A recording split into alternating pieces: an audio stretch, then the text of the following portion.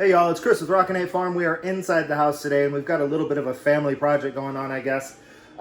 We moved into the house 2 years ago, and when we moved in, we had to put in all new flooring. It was the very first time that I had ever done this vinyl plank flooring.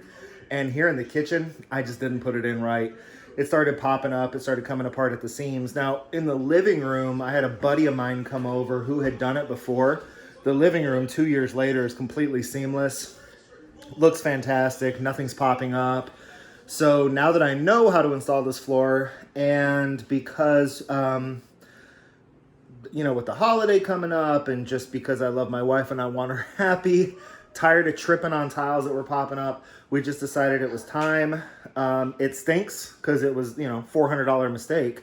This thing cost me $400 2 years ago. Didn't even last a year before we started having major problems with it. And, now we had to go out and spend $400 to get new flooring. It's all good though. We want the house to look good. We want that. We definitely want Mama happy. And the fact that, I think I told you all this, we had plans to go on a trip in October. And, it was one of those things that we were really looking forward to, family event.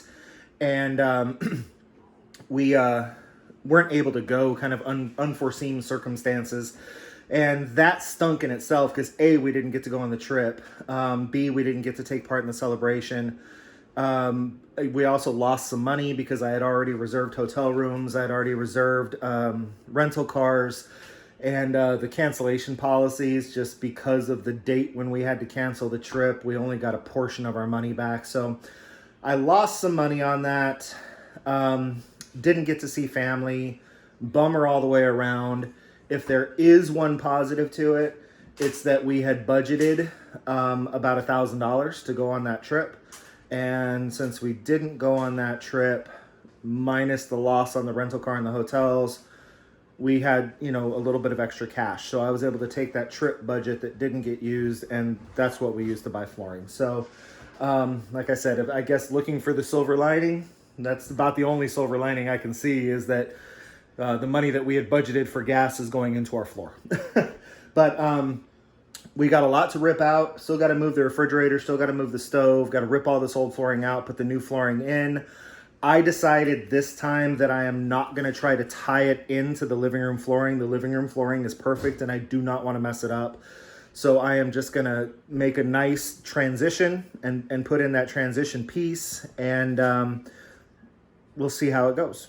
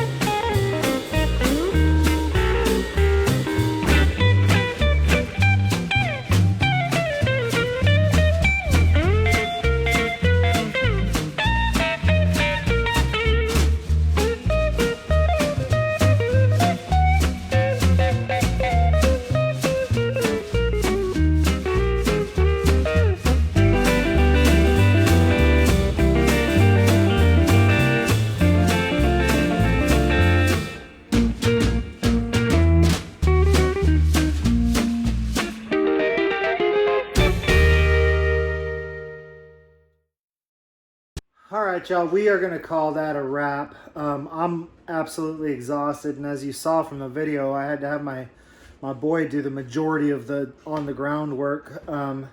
Just still not at 100%, still not feeling great. I just wanted to get this project done for my wife before Thanksgiving. She's an amazing woman, and she works really, really hard, so she deserves to have a house that looks halfway decent. So the floors in here look great.